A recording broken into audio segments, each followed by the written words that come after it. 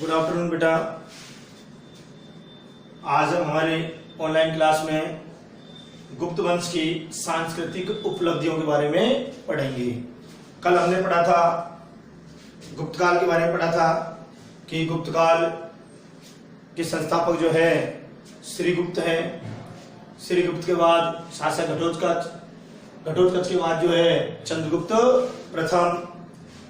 प्रथम, जिसे महाराजाधिराज की उपाधि मिली, गुप्त संवत चलाया। उसके बाद फिर गुप्त वंश के महान शासक समुद्रगुप्त, जिन्हें भारत का नेपोलियन भी कहा जाता है, दिग्विजय और एकीकरण उनके आदर्श वाक्य थे। विष्णु के भक्त थे, ललित कलाओं में निपुण थे, संगीत प्रेमी थे। उन्हीं के दरबार में दरबारी कवि थे हरिसेन, जिन्होंने पुस्तक लिखी प्रयाग प्रसिद्धि इलाहाबाद प्रशस्ति। उस पुस्तक में उन्होंने समुद्रगुप्त के बारे में भी लिखा था कि भाई समुद्रगुप्त जो है कभी युद्ध नहीं हारा था। समुद्रगुप्त के बाद चंद्रगुप्त द्वितीय, जिसे देवराज और देवगुप्त भी कहा गया। शक विजय के पश्चात उन्होंने विक्रमादित्य की उपाधि धारण की। उसके बाद शासक बने कुमारगुप्त महेंद्रादित्य, जिन्हें नालंदा विश्वविद्यालय का संस्थापक माना जाता है। उसके बाद बने स्कंदगुप्त, जिन्होंने मौर्यों के द्वारा निर्मित सुदर्शन झील का जीर्णोद्धार करवाया। ये टॉपिक हमने कल पढ़े थे। कल का जो हमारा वीडियो था उसमें हमने गुप्त काल के बारे में पढ़ा था, उन शासकों के बारे में पढ़ा था। मैंने पहले भी आपसे कहा है कि वीडियो को आप सुनो, उसके बाद लिखने की कोशिश करो, अपना रजिस्टर तैयार करो। पर डे जो है या जितने वीडियो आप देख रहे हो, किसी सब्जेक्ट के देख रहे हो, उन सब्जेक्ट के वीडियो को देखने के बाद कोशिश करो कि अपना एक रजिस्टर तैयार हो।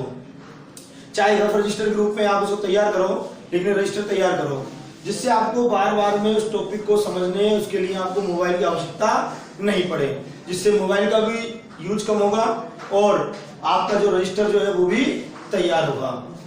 आज हम देखते हैं गुप्त वंश की सांस्कृतिक उपलब्धियां। भारत के सांस्कृतिक इतिहास में गुप्त काल का विशेष महत्व है। भारत के सांस्कृतिक इतिहास में गुप्त काल का विशेष महत्व है, बहुत महत्व है। गुप्त काल के जो सम्राट थे, जो शासक थे, वो वैदिक धर्म को मानने वाले थे। अर्थात गुप्त वंश में, गुप्त काल में जो शासक थे, जो राजा थे, वो किस धर्म को मानते थे? वैदिक धर्म को। वो वैदिक धर्म को मानने वाले थे। उस गुप्त काल के समय पर गुप्त काल के शासक समुद्रगुप्त और कुमारगुप्त ने जो है वो अश्वमेध यज्ञ भी करवाए। अश्वमेध यज्ञ भी करवाए। गुप्त काल में जो है अपराध बहुत कम होते थे उस समय पर। शासन जो है, साम्राज्य जो है वो सुशासित था, बहुत कम अपराध होते थे। राजकाज की भाषा संस्कृत थी। उस समय गुप्त काल में राजकाज की भाषा कैसी थी? संस्कृत थी। उस समय का इतिहास है जो पढ़ते हैं तो हमको इन बारे में जानकारी मिलती है कि गुप्त काल के समय पर जो है साम्राज्य बहुत ही अनुशासित था, सुशासित था, अपराध बहुत कम होते थे। जनता पर कर भार जो था, जो टैक्स था, कर जो था, वो भी बहुत ही कम था। उस समय राजकाज की भाषा जो है वो संस्कृत थी। चीनी यात्री फायान जो है वो चंद्रगुप्त द्वितीय के शासन के समय पर ही जो है भारत आया। उस समय ही गुप्त काल में जो है अभिज्ञान शाकुंतलम नाटक और रघुवंश महाकाव्य, ये जो है कालिदास ने उसी समय पर लिखा था। उस समय पर ये अस्तित्व में आए। कौन कौन से? अभिज्ञान शाकुंतलम नाटक और रघुवंश महाकाव्य। ये जो है कालिदास के गुप्त काल के समय पर ही अस्तित्व में आए। मृच्छकटिकम शूद्रक, मृच्छकटिकम किसने लिखा? शूद्रक ने। और मुद्रा राक्षस लिखा था विशाखा दत्त ने। इनको भी याद करो, जिससे छोटा क्वेश्चन भी हमारे माइंड में रहे कि मृच्छकटिकम नाटक किसने लिखा? शूद्रक ने, महाकवि शूद्रक ने। और मुद्रा राक्षस किसने लिखा? विशाखा दत्त ने। जबकि अभिज्ञान शाकुंतलम और रघुवंश ये दोनों किसने लिखे? कालिदास ने। ये सब जो है किस समय पर अस्तित्व में आए? गुप्त काल के समय पर। ये भारत की सांस्कृतिक उपलब्धि आया, अर्थात गुप्त वंश की। गुप्त वंश के समय पर भारत में जो है मृच्छकटिकम नाटक लिखा था शूद्रक ने, मुद्रा राक्षस नाटक लिखा था विशाखा दत्त ने, अभिज्ञान शाकुंतलम नाटक लिखा था कालिदास ने, रघुवंश महाकाव्य लिखा था कालिदास ने। उस समय जो भाषा थी, राजकाज की जो भाषा थी वो संस्कृत थी। जनता के ऊपर बहुत ही कर भार जो है बहुत ही कम था, अपराध बहुत कम होते थे, साम्राज्य जो है शासन जो है वो सुशासित था। ये सारी जानकारी गुप्त काल को जब गुप्त वंश का इतिहास पढ़ते हैं तो उसमें हमको मिलती है। उस समय ही जो है सुविख्यात कोशकार अमर सिंह,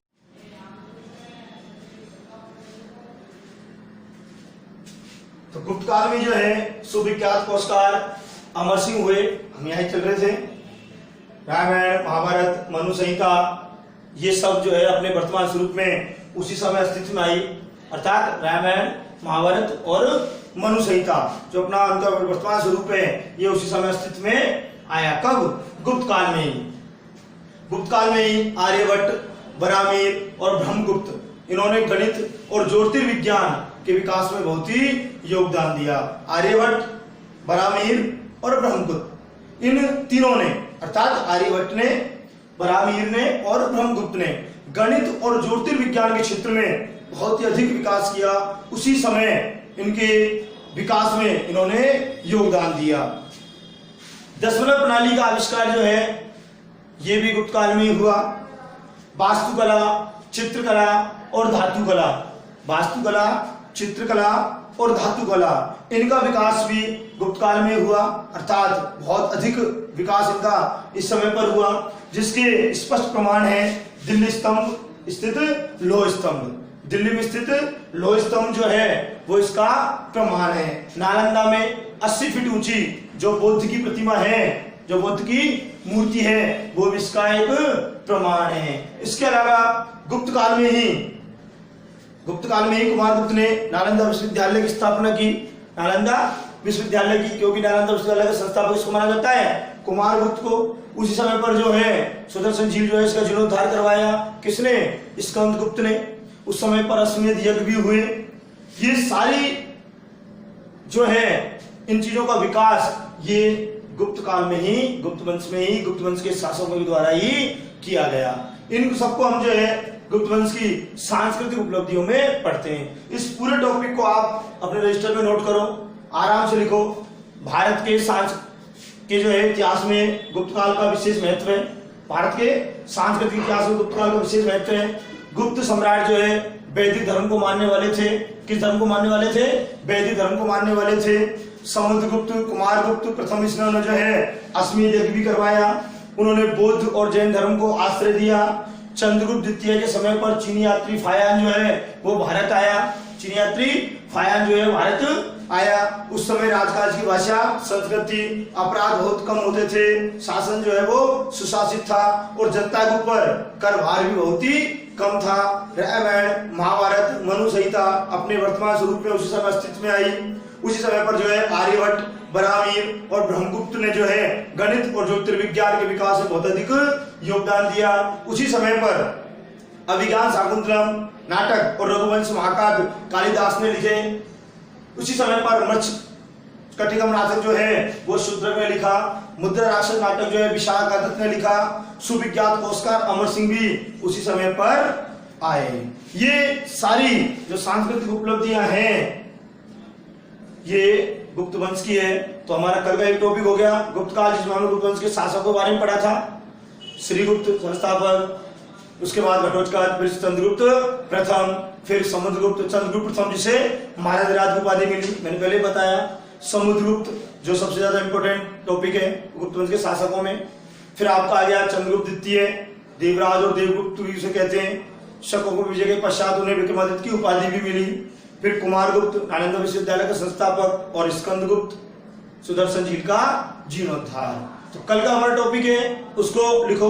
उसके बाद फिर गुप्त वंश की सांस्कृतिक उपलब्धियां लिखो। नेक्स्ट वीडियो में हम देखेंगे गुप्तकालीन समाज के बारे में हम पढ़ेंगे। एक एक टॉपिक हमारे क्लियर हो, बार बार में आपको मोबाइल का यूज नहीं करना पड़े, बार बार वीडियो आपको नहीं सुनना पड़े।